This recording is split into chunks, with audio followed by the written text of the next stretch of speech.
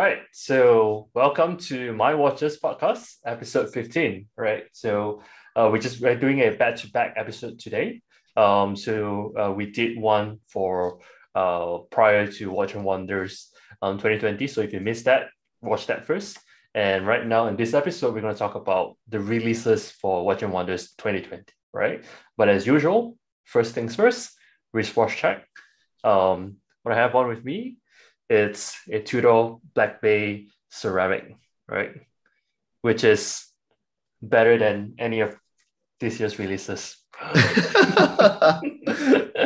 Right. Okay, I'll go next. Wearing the GLC Reversal Tribute Small Seconds in blue. I'm still kind of trying to give it as much wrist time as possible. Before hopefully another blue dial comes into the collection, hopefully very soon. Yeah, I'm wearing a left-hand drive Seiko 5303. A hint of what's to come, the most innovative thing ever, right? So a left-hand crown Seiko 5303. I'm wearing the Grand Seiko Four Seasons Rika SBJH 271. Still in the honeymoon period with this one because it's my most recent piece. Yeah.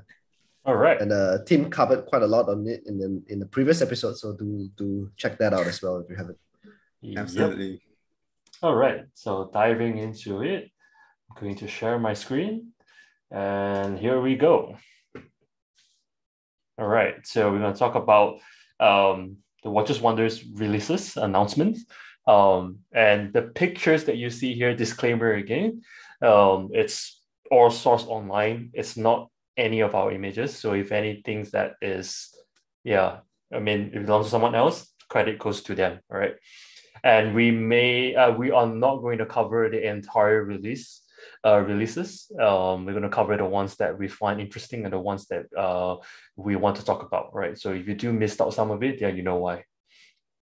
Okay. So starting off with it, the first brand that we're going to kickstart with is Grand Seiko, right? So they had a few releases, and the major big one, it's this, right? The tourbillon that they released, and it's an absolute beauty, gorgeous piece, right? And if you have $350,000 US to spare, this would be the piece that you need to get, right? Ultimate flex over here. Is this releases something that they used to doing? I kind of feel like it's not, right? Like, for example, you have the JLCs of the world doing the caliber 185s and stuff like that. The hybrid mechanicas, right? Yeah. So this is actually no. So this was actually, I think, 2 years ago.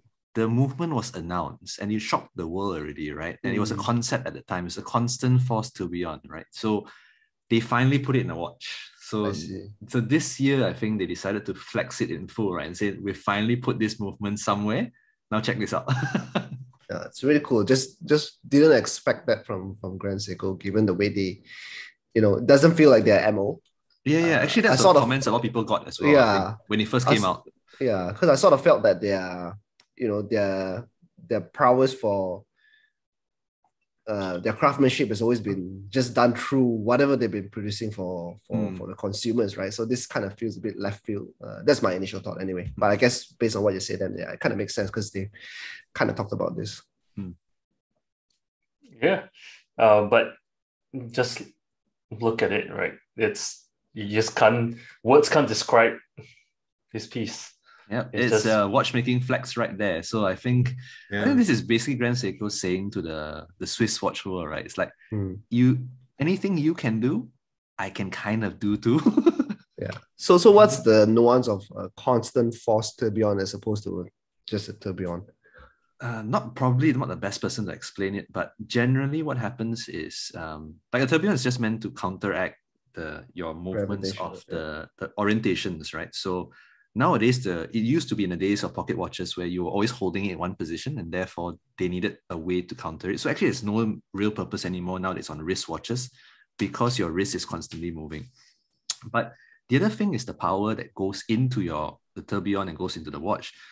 There is often variations based on the positioning as well. So a constant force mechanism essentially means that whatever power that's going into the tourbillon as well is kept constant at any point in time in any direction, right? So that's a layman's explanation. I probably got it wrong. The watchmakers probably correct me later. Yeah. Right. Yeah. I mean, to me, it's like I don't even bother finding out this because I know this is something that I will never own. Yeah. Right. Yeah. It's like, I really want to see it in person. I really want to hold it. I really want to try it on. I'm not even sure if I get a chance to do so, right? To be honest, but What's that? Yeah. What's the strap material? Is that like stingray skin or something? That's a good question. Interesting. Yeah, it looks interesting. Yeah.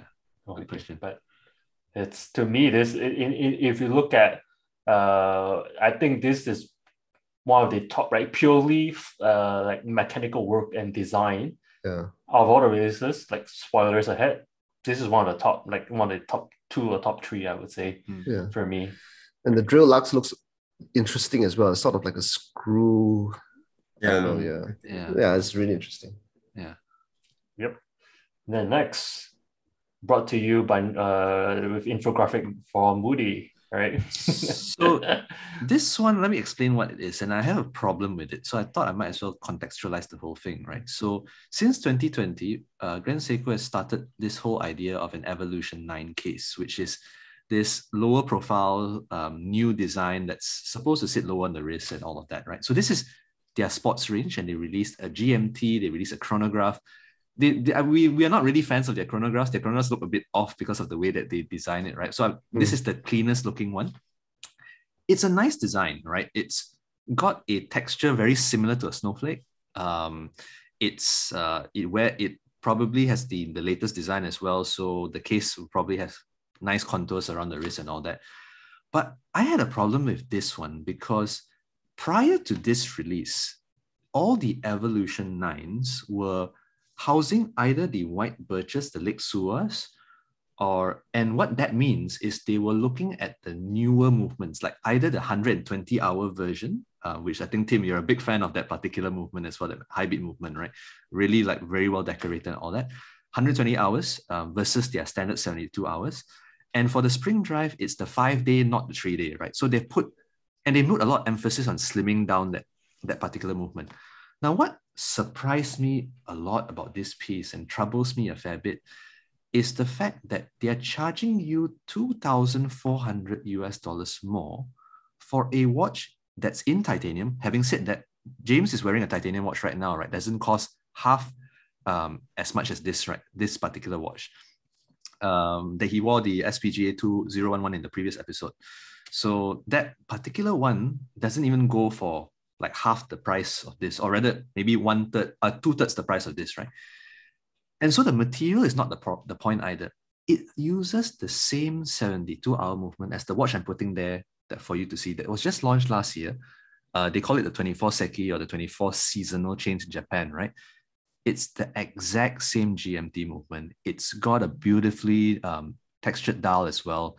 Yes, it doesn't use the Evolution 9 case. Yes, it's not titanium, but $2,400 more for this? It seems like Grand Seiko is playing, let's just put any price and see whether people will buy it. You know, it doesn't seem to make sense anymore. And that's our own fault as well, right? We always say that, if you're going to compare buying this or that, a lot of times you say like, Grand Seiko is still like really good value. I guess Grand Seiko has been listening. Yeah, they have. And hence, we kind of self-fulfilling prophecy in a way, I guess. But do they have a updated spring drive movement with GMT? They don't, but here's the irony, right? And it's a good question, James. So this is the 9R66 movement, which is essentially the GMT version of what you can find in your SPGA 011, right? Mm-hmm. And that's been around for ages. They actually have a 9R16 movement, right? Which is a bit like the star that they put on the high-end quartz, where it's like much more accurate, much more refined sort of thing, right?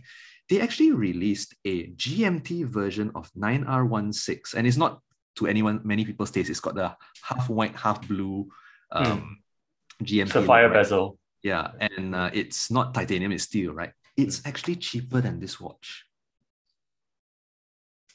So there's something wrong here, if you ask me, right? So you've got a higher end movement in that particular piece, also a GMT, not in titanium, but costs less. And that was a limited edition anyway, but it costs less. So there's something clearly wrong. And I feel a little bit troubled because as much as the case is nice, right? You shouldn't be charging this sort of rates. But at the same time, I think that just shows how much value is in like Tim's Four Seasons, the 24 Seki as well, right? My advice is if you can get your hands on the Snowflake, Skyflake, Four Seasons and all that, right? Look at those because there's real value there before they disappear.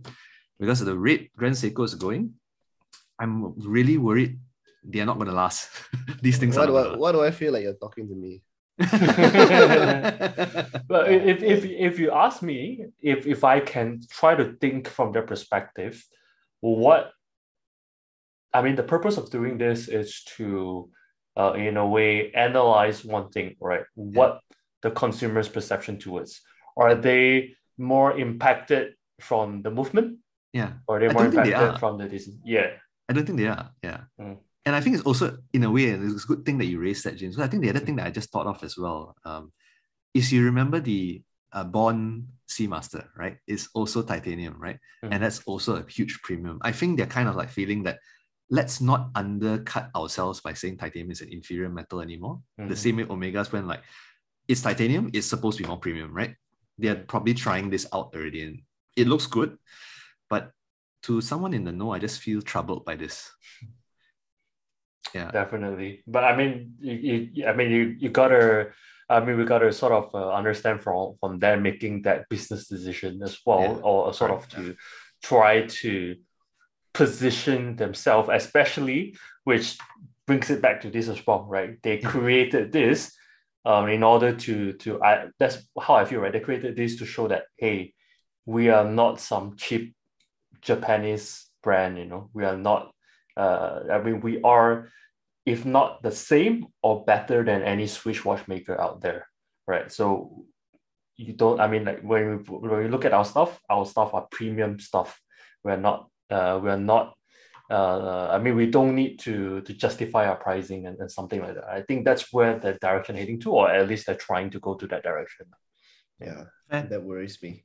Yeah, so Han, now or never. Yeah, man. So in that sense, I'm just curious, right? With the Evo 9 series, like moving forward, more and more watches will be going into the Evo 9, right? And then at the same time, at the other end of the spectrum, they're announcing their lower end, more models of their lower end movements, like the one that we were talking about earlier today, the one in the green dial and the blue dial, but with their manual line movement. So my question is, do you think at some point they will start to discontinue like the current movements in the Snowflake in my high beat? And then basically there will be like a get ready. It's either the Evo 9 and you pay that premium, or you go with the lower entry Grand Seikos. I hope that's not the case. I think what's possibly going to happen is like all the classical cases, like your SPG W231 case, right? I think they will have to keep that somewhat at the affordable end because that's like where they've been operating already. I think like the Snowflake case and the Skyflake cases and all of that as well, the pricing will probably creep up slowly, but that's why they're kind of doing like seasons and all of that, right? It's a bit like it's not meant to be a mass-produced thing, or rather not meant to be a replacement anymore. Yeah, so I think that's what's going to happen, but they're going to try and find this space, right, where all the Evo 9s are all going to be like one level above. And I guess they're kind of hoping that people don't really pay attention to the movements and all that, right? And as long as Evo 9 is the higher end, I think that's where they're kind of going now. So they're really creating another tier, if you will, another more premium tier to the current range. Yeah. And it can justify the prices. Correct. Correct. And if you were to, if I were to, comment on this, I wouldn't say they are getting expensive, but more of they are not as cheap. So it's the other way around. That is a very fair point. Very fair point. Yes. Right. So the next watch, which is what Tim mentioned as well, the 231, right? And I think the latest ones with the additional textured dial. Yep. Yeah. So Grand Seiko jumped onto the color bandwagon as well, unfortunately. They kind of did, but yeah. I don't know. To me, I would, if I look at this, I would pay a premium for it. You know, I personally would take the black dial over the cream 231 because I like I said, right, I at this point when I looks almost green here. Yeah, but that's for James. But I think no, the truth of the matter is it's almost black, and that's the beauty of it, right? This green is so dark that it's really hard to see even for someone who can see green. Yeah, I'm actually just realizing it now that it's kind of green because when you sent it over WhatsApp, it looked black to me. I was like, oh, black. No, it's actually a very dark green. It's quite interesting now. It's like a lacquered green that is like. Yeah. And it's actually got the similar texture to the blue, but it's just that you don't see it in the picture. Yeah. Okay. Yeah, I see it from at least my screen here.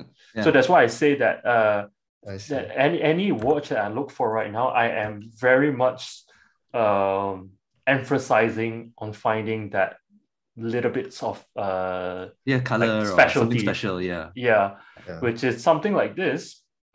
I do fancy versus this, right? Versus a plain dial. Yeah. Right. And I think this is pretty nice. And it's not too much of a premium. So I'm personally okay with it. So. I personally I still think the cream is the OG, right? Well, cream of the crop. And that was actually one of the Grand Seikos that I'm still kind of looking at that. And if the new GS's Grand Seikos are still it's gonna go up in price as per what we just saw in the previous watches that we were looking at. I might just bite the bullet and get this. Because I really like it. The color is cool. It's really I did send you a couple of deals, right, of a used 231 and a 031 as well. So the 031 is still there. I just checked. So if you want, and it's a really if you know piece as well. I've shown this to like a few people, and then a lot of the more less watch enthusiast crowd will be like, what, that's it? And then when they find out the price, it's like, wow, this is ridiculous. I was like, oh, if you know, you know. But what is this Daniel Wellington imitation? Yeah, it's like wait, where's there's no words on it? But anyway, I think it's a really beautiful piece. The color, right? The cream color. Yeah. And I have to say, in the collector/hoarder mentality of me, sort of want to get the 031. Just to you should, man.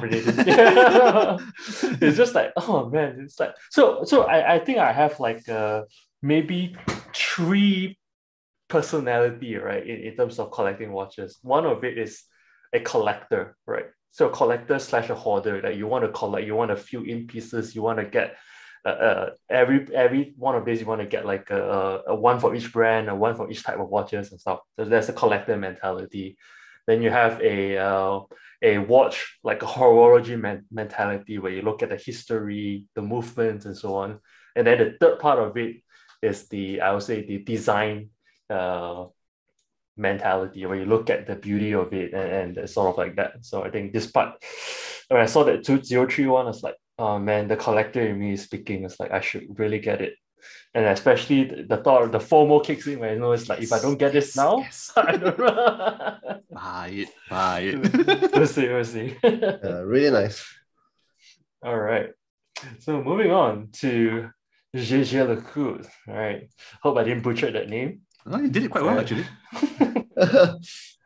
All right. So they released this. Another flex right there. Yeah. So if I think the picture doesn't do it justice. If you haven't seen the video, go watch it, because when I first saw the picture shared by Woody, I was like, it's cool, it's nice. But the video, though, on the other hand, that is amazing, right? The details that they zoom into, the tourbillon that actually rotates with it, I was like, whoa. Yeah, it's it's them flexing lah. Again, it's like this is another show where JLC has just gone out all out flex one more time. Yeah. Impressive, right? And with the stuff that we don't have it here as well is they have the Hybris Mechanica in Atmos, and that is a lot of stuff going on. Yeah. So by any chance, do you know what's the price for this? Didn't. I figured if I had to ask, I can't afford it, so I didn't check. This is beautiful, right? Yeah. So question here, would you take this or would you take the Constant Force tourbillon? I'd take this. So I'm a bit biased here. Okay. Yeah, I'd probably take this. I say they're on a total different spectrum. If I were to flex the Constant Force, right, because it's like very in your face, gaudy looking and so on. But if I were to buy it to wear, I would probably pick this as well. What's the thickness of it? It looks like a thick boy. Yeah, it looks like a thick boy too. I have to admit, I didn't even bother to check. I just looked at it like a work of art, right? I didn't bother to see. Yeah, it looks really thick somehow. Yeah. I wouldn't be surprised if it is. The one on the like the right is the word timer, right? Clearly, then the left is not a word timer, right? The other one is a constellation tracking. Right.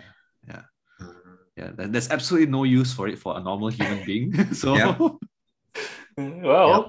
if you know, you know. You know. Yes, absolutely right. If I'm not mistaken, the one on the left, the way the case is looking, I think there's a minute repeater on it too. Right, on the left-hand side, right? The left-hand side looks like, yeah. Well, JLC doing JLC, so. Yeah, correct. Cartier, right? So we have this piece that has the movement and a rotor, right, all together, which is... You a glass half full or glass half empty guy? Movement half empty.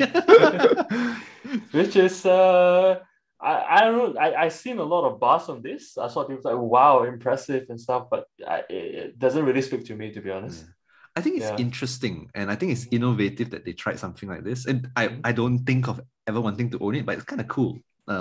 Someone doing this. Yep. Yeah. I think Katey is one of the brands that at least try to push out a lot more different styles this time around. To be fair. Yeah. Whether it's a hit or miss, that's a different story. But I think it's quite refreshing. At least they tried a lot of different things. And this will have a massive, like Woody's pet piece, right? This is a massive transparency straight to your skin, right? So factor that in, it's not just a strap change right now. You have to figure out your skin tone too. You got to plan your tanning sessions and all that. and look at it, right? So if you wear this out, do you get a half circle tan on your wrist? Or do you... Oh man, I'm more concerned about the hairs that will be visible there now. It's a textured dial, right? Oh man. It's gonna be a textured dial, You can change the texture as well as you like. The tan, you're gonna get this, oh man, this is interesting. So I mean, if you like it, it's interesting.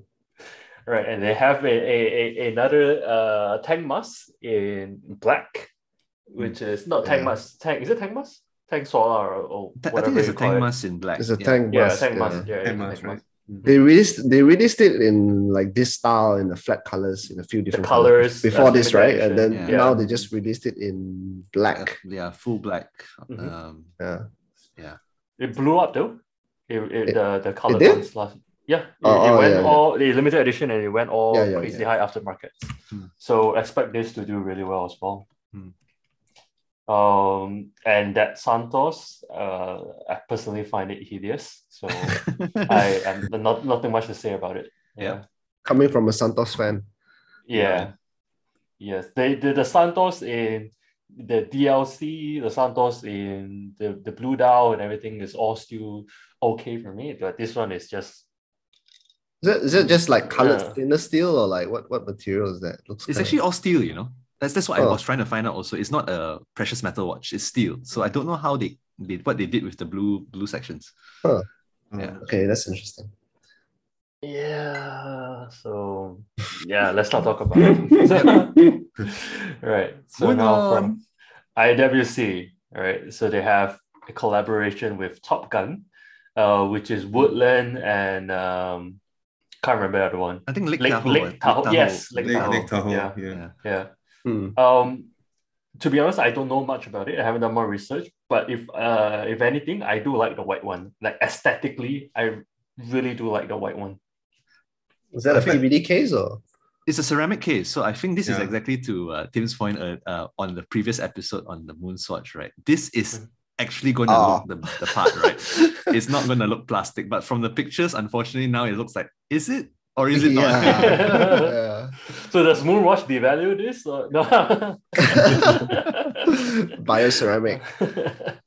Yeah, this one is I think it's variations of the ceratanium that they have or something like that. I think it's definitely a ceramic that they have this on. But I'm curious, this is the base of their new 41 chrono base, right? I presume. Yes, correct. Yeah, they're extending the series. Yeah. I mean, it's just I would say it's a limited edition collab, right, with Top Gun, the new Top Gun movie and so on. Yeah, I mean, nothing much to say about it, but just purely aesthetically, the white one stands out to me. I mean, I think you're starting to see a pattern, right? I'm starting looking at watch that is standing out right now. Standout colors. Yeah. All right. And now we're going to YSI. You're going to my favorite brand, right? Tudor. Oh yeah. Yeah. To say the least, before getting into it, I am a little disappointed, right, on this year's release. But let's get to it. Coming from the Tudor's, the Tudor guy.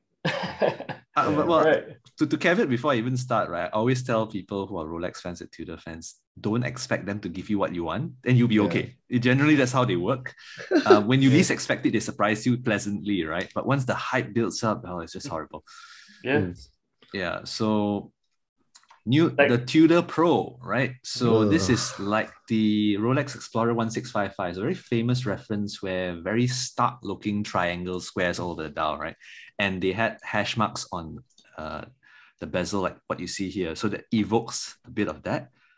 But I think it looks fine in photos, but I think the challenge is, and James, you are probably the most capable to speak on this, right? It's effectively the same movement as the Black Bay GMT, the same thickness as well. Just that it's kind of shorter lug to lug and smaller case size, and there is no turnable bezel, so to speak. Yeah. So I think the reason why I'm disappointed is because I think it's also myself setting up a lot of expectation, right? I think the achievement that they did with the ceramic sort of builds that expectation, right? They have managed to get a meta satisfied movement with a thinner case shape, right? Even thinner than this, with an open case back, all while maintaining the meta satisfied, maintaining the water resistance and so on, right? So it's like naturally you would think if you can achieve this, you should be able to create a better movement, right? A thinner movement for this and so on. That's one expectation. Everybody was thinking that, all right, a thinner GMT would be released, like either a thinner GMT, a thinner Black Bay 41, or a 58 GMT, right? So that's what's everybody's mind, and it seems very logical, right? Because they were able to showcase their capability on the Black Bay ceramic and what they did last year. Unfortunately, it's the exact same movement in a smaller case, but to me, I think that will potentially make it worse because the proportion is even off. I've previously owned the Black Bay GMT, and I think that is stretching it to the max really at a 41 case with that thickness, right? And now you are in a smaller case, but an even thicker case over there. So proportion-wise, it's going to may look really off. I haven't seen it in person yet, but this is just my assumption. It's like wearing a cylinder.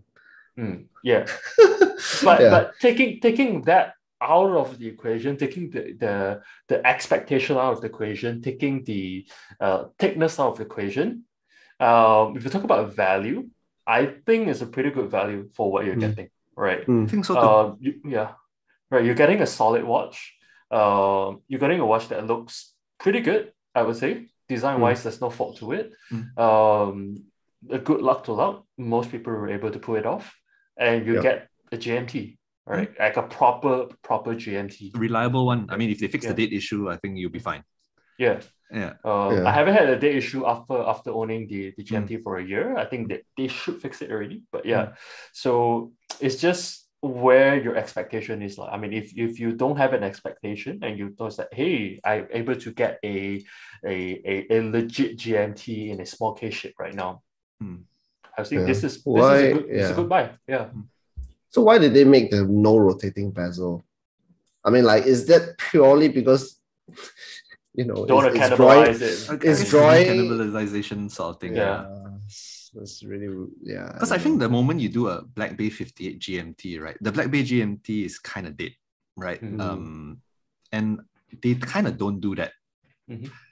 Although, not that I want to set you guys up for disappointment, but I think if you really follow trend, Tudor and Rolex always do this. It's a quiet year and then it's an exciting year, right? So this is their quiet year. So maybe just build up your expectation again so that I can watch you all go through it one more time. I'm evil.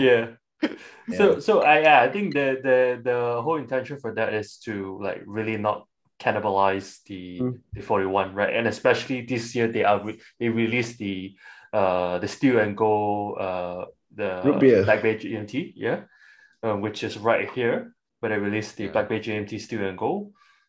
It's not a good time for them to release a Black Bay 58 GMT, I would say. I mean, the business decision is I would say it's not a good time. But that's what I personally want.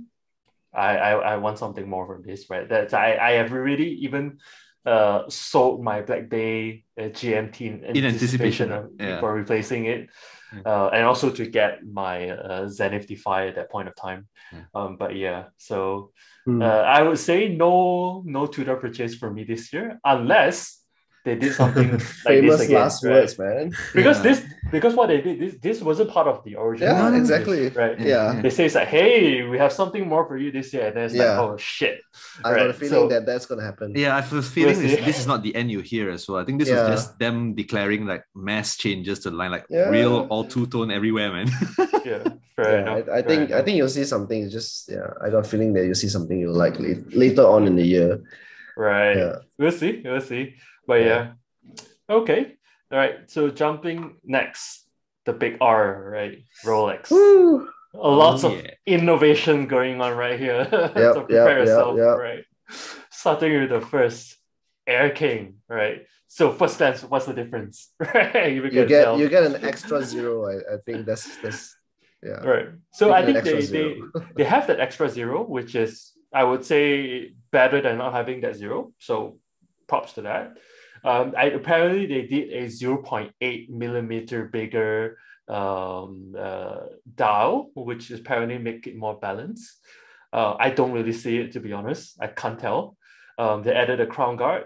They upgraded the movement, and it's a lot thinner right now. So, but with all that perks coming into it, you can put a V12 in a MyV. Is still going to be a MyV, right? If you get that reference.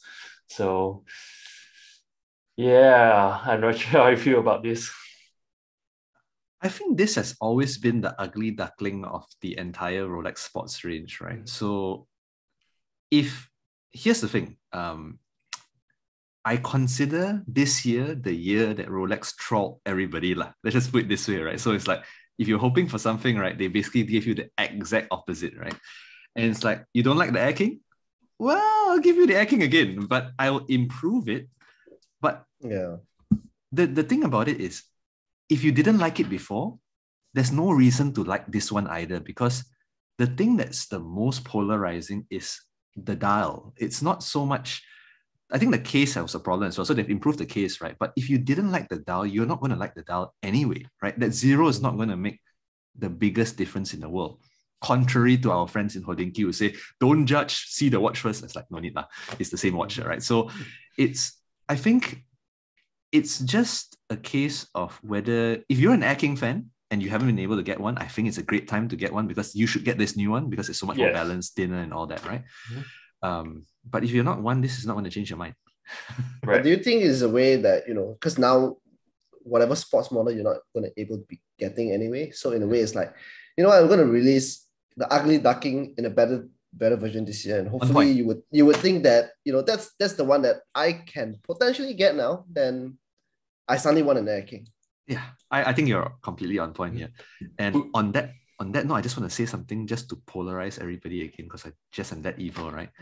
If you are one of those listening out there and you never liked the Air King and you now like the Air King, I don't believe you for one bit. You love the hype, okay? All right, yeah, I was kind of trying to say that, but yeah. Right. So come to the next question, right? If an Air King was offered to you, will you buy it? If I could sell it straight away, right? No. Yeah, why not? It's like being offered a Bitcoin at discount. Yeah. I mean, like, if you say that I can use the money to buy something else, then I would definitely use the money to buy something else. Yeah. It won't stay. Okay, put it this way. You can buy it. If you sell it, you burn your chances of getting any more Rolex ever. No, then I wouldn't buy it. I think I won't either. Fair enough. So now I know we are totally not a Air King fan. I was offered an Air King right back then when I bought my Datejust, and I didn't get it. So yeah, good move. Do I regret it? Maybe, but not for the reason of owning it. So yeah. Okay. All right. So next. I think this is the hottest topic of all, right? This is the watch that I think the meme said that Will Smith slapped it, right, and flipped it, right? It's the I think the nickname coined by the comedian right now is the Sprite, right? Yeah. Which is, I would say, surprising. I would say is shocking, and it definitely generated a lot of hype. Or at least a lot of attention, right, to this. Essentially, same piece, different color bezel, but everything flipped upside down, literally upside down, and with the date along at the being at 9 o'clock right now. So, yeah, my first reaction, I couldn't accept the date. Right, I just couldn't accept. I don't mind the left-hand drive. I actually I would prefer the left-hand drive because I was looking for something special, right? But I couldn't really accept the date at this point. But at least that's the first initial reaction when I saw it. But then when I think of it again, I couldn't really I couldn't really find out why I hate the date being on the left, because technically it does not cause any imbalance of like symmetry or anything. It's just something that I'm not used to, right?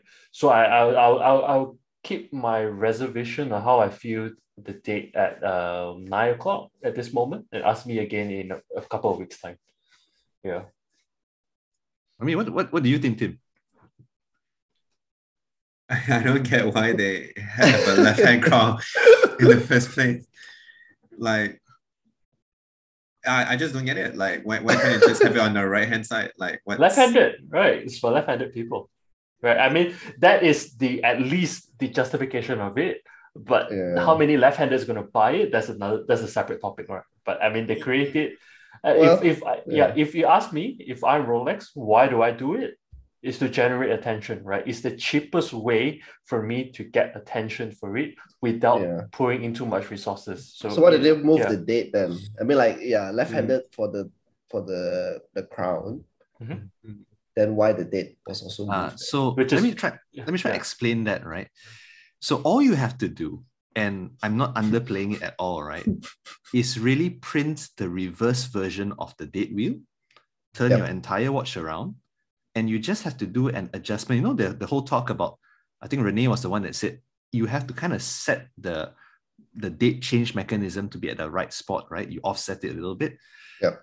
All they have to do is print a different date wheel turn the whole thing around, adjust the 12-hour position so that the date change happens at that gear, the right gear, right? Nothing else. You don't have to do anything else. So what you're saying is that it's easier to do it this way than to have the date on the right. Because the date on the right means that the crown stem and what they call the keyless works and all of that, right, needs to have a space there, you know, which it doesn't have yet. So this to me, right, is actually, sorry, Rolex fans, is the laziest piece of crap anybody could have pulled off, right? Yeah. To create a buzz, right? It's actually so lazy that even the sister brand, the Tudor, right, actually put more effort in their left-hand drive, right? This is just plain out lazy. I mean, I don't mind it being on a 9 o'clock, really. That's not really the problem. For me, it's the fact that it's lazy. Anybody who uses the word innovation right now, I'm looking at you and laughing at you in your face because you've just revealed to me again, and this is basically the theme of the 2 episodes, right? You're just all about the hype. You have no knowledge about what this is, right? You just want the hype. And if you suddenly say that, the only people that I can justify that should be able to enjoy this watch the way it is, right, are people that have always wanted a left-hand crown. You know, there are left-handed people that want it. All fair to you. And also for those of you who have kind of is it? Sorry? Take a risk for right-handed, is it? Because I know there's people that are right-handed as well. They prefer the left-hand drive, so they don't eat into that. So if you've always wanted a left-hand drive and this is finally it, this is great. But if you just started to get excited about left-hand drive overnight because of this launch, again, I'm looking at you and calling you just all in for the hype, nothing else. I'm just curious why this particular model with the left-hand drive. It's like Rolex have so many other ranges, but of course, you know, everybody wants another GMT Master 2 in another colorway. But another, we don't even have one. You can't get one. How can you get another? well, for the folks who can get one. Yeah, for the folks who can get one. All right. So I just don't understand why this model, like, you know, maybe like you all said, it's really just to build the hype, to make it another conversational piece. But I feel like Rolex doesn't need to have a piece to be a conversational piece. Every Rolex piece is a conversational piece. So I don't get why they were probably going to do it in a sports model. They're probably going to do it in a sports model, and I guess they just chose this. It's either this or the Submariner, I guess. Yep. It doesn't really fit the like Datejust or, you know, date to do a left-hand crown. I think maybe this is like their most popular model, kind of, and you know, it's in a sense. And I think actually I would be more forgiving also if this came in both. You know, it's like a right hand and a left hand at the same time, right? I think I wouldn't be as harsh on Rolex for that. But by virtue that it was only left-hand drive, and it's even a left-hand drive that's not even effort put in, right? Yeah. So people are getting so excited about it. I just can't take it. Actually, surprisingly, a lot of people are not like too excited about this. I mean, as compared to previous year's releases, right? It's definitely less hype, but definitely there are, I would say, pretentious people as well that says like, oh my god, this is insane. This is something that I can stand out. This is something that I can get and people don't have, right? Or maybe we're just getting deeper into hobby and just are more exposed to people that are more, you know. Good. Yeah, go ahead. No, but I was just saying, but all of this aside, what do you think of the colorway? I like it. I like it. It's not too bad, right? So to me, it's like I would say that as a business decision, I think it's just purely business, taking out the watch element out of it. It's a good move for Rolex, right? I mean, they did something that's absolutely minimal effort to generate something that is attention, and they're going to sell a lot of this, right?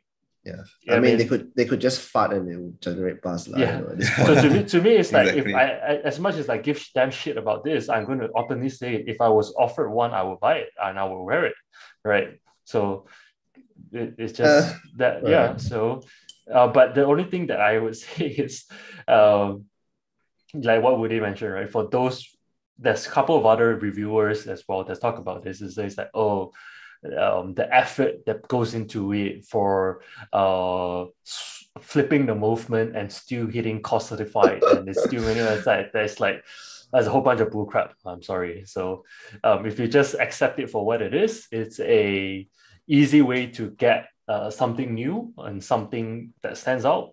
Yeah. This is essentially just it, right? Yeah. It's just that.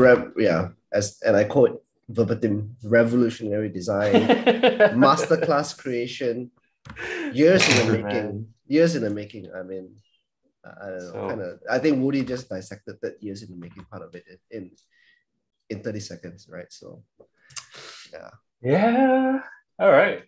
Moving on to the next one. I think this watch, a lot of people missed it. They launched a Datejust 41mm in green, right? Oh. So I think this is something hidden. I mean, like it's sort of like a hidden. I'm not sure you call it hidden gem or hidden discovery, but I think this will be hype in aftermarket over the blue and everything. This will be the next piece. That's why I'm calling it. And this goes a lot under people's radar at this moment. All right. I think it's a decent color. Doesn't really fit a sort of dressy piece, in my opinion.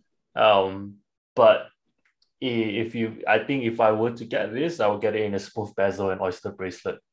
Dress it down a little bit. Yeah. It's an okay piece, yeah. I never liked the numerals on the minute track. Oh yeah. Fair enough. Same. I mean, like, it takes away the whole. I mean, the Datejust is like, with the fluted bezel, is kind of going for a dress aesthetic, and I think the whole numerals just take away from it. Yeah. Yeah, and you might as well put a 0.5 as well to balance it out. yeah. Lazy buggers. No, they have to leave it for the next upgrade, yo. You can't do it all in once. Mark II. for the masterclass. Revolutionary design next time. Man, that's why you're not working in Rolex. Now we just sound bitter.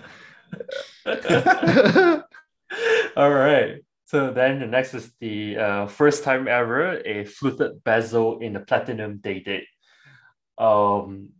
That's just that. I don't think I can afford it, but it's a nice piece. I like it. I always like the Day-Date. That's all I have to say about this. Any other comments? I was thinking, like, the green dial in the Datejust is essentially the same green dial in the Day-Date Rolex, right? Because Rolex has a Day-Date in green. The olive green. I don't think it's the same. It's a different green, is it? Yeah, it's a different. If I'm mistaken, the olive one is a little bit darker than this. Yeah. Okay. I could be wrong, but yeah. All right, and then this is Platinum Day-Date, and then you have the Yachtmaster, right, in gem sets. I don't know what you want to call it, right? Isn't the dial supposed to look a bit different?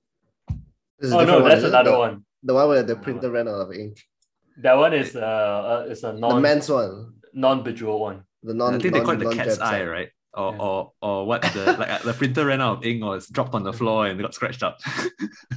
I actually kind of like it, I actually over the normal down. Yeah, I actually. What was the design? What was the design cue on it? Like, what was the?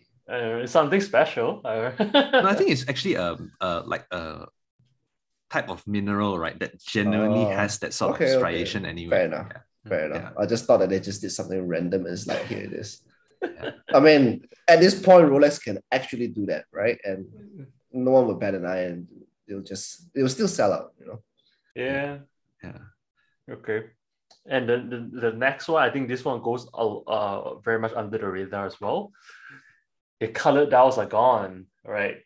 You no longer have the red or yellow dial in both 41 and 36, and you only have the turquoise in 36 at the moment. Right, the rest of it is all gone. Right. Why did they choose to keep the turquoise on the 36? I guess it's hype. I guess that's very much in demand. I think they gotta take some and give some, I guess. That's just my opinion. And I think we have an internal discussion about this as well, on why they would remove such hot like pieces, right? I think they come up with two conclusions. One, I think this doesn't really generate a good profit margin for them, and they want to stray away from that and convert the pieces to the bigger, like Datejust with white gold precious metal or other bigger spot pieces and so on, right? That's one of the reasons. I think secondly as well, I personally think maybe it is hurting the sales of the regular dial OP. But I mean, it still sells anyways, the Rolex. So very much the first reasoning is probably going to be more relevant for this. Yeah, I think to simplify how to think about it, right? If you're Rolex right now, what you kind of want to do is that the dollar value for any model that leaves your store now, or mix it from your factory to the store, needs to go up. But you want to kind of do it without by being able to justify it too, right? So you're not participating in changing prices, but what you're basically doing is adding jewels, adding a printer finished ink dial sort of thing, right? To make it all a bit more special. And that will allow you to justify per unit a much more expensive Rolex now. And that makes more sense to them because they have to expend the same similar amount of effort for the movement, the general case, right? So they might as well add all of these layers so that it's a higher price, higher profit margin. That's basically all there is to it because they can't keep stock of any of these anyway. Yeah. Yeah, so I'm sorry, Renee. It's pretty much even more impossible, right? If that even makes sense for you to get the yellow OP. Get the sin. I think it's better for you to get the sin. Oh man, we have totally missed that. I think we didn't have the scene involved. So yeah, I mean, just to quickly cover that, Scene released a 4-color, I believe, time only watch, which is limited to 400 unit per piece, and they have the usual like sets, which is yellow, turquoise, red, and green, I believe. That's what they have. It's actually not too bad, in terms of just aesthetically looking. I mean, just talking about aesthetic alone, they look decent. It's a limited edition, right? 400 per piece per okay. color. Yeah. So they're definitely trying to do something. That comes to the end of it. I think to close this off, right? What is I would say maybe top 1 or top 2 most memorable releases for this year for you guys? Like including like including like PRX, Omega, there's releases prior to the stuff that we've discussed today as well. What is the thing that is it like a total shit year that you have nothing, or like what are things that you like? I like, for example, Woody is probably going to say the Navy Timer. Yeah, right? Probably same for me. What for you guys? Oh, Navy Timer. It's probably the Navy Timer for me. Like, and that kind of says a lot because there's pretty much nothing much yet. But then again, it's only March. I think there's a lot more things that's coming. Watches Wonders is just one event. Hopefully, we get more exciting stuff that's coming the rest of the year. But so far, yeah, it's that for me, the Navy Timer. Hopefully, Grand Seiko comes up with something that really finally, breaks the camel back for me. How about you? At a good price point, right? So please.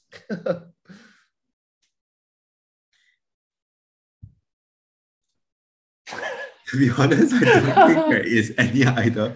Right. If there's one that's closest that I may consider, is probably the one that you're thinking of as well, James. That Omega CK859? Yeah, that was really nice. But in terms of a next watch contender, it's probably something that's really been released, like the IWC Chrono 41 or like Cartier Santos. So I don't think any. So let's just talk about that a little bit, right? Yeah, we didn't cover the CK859.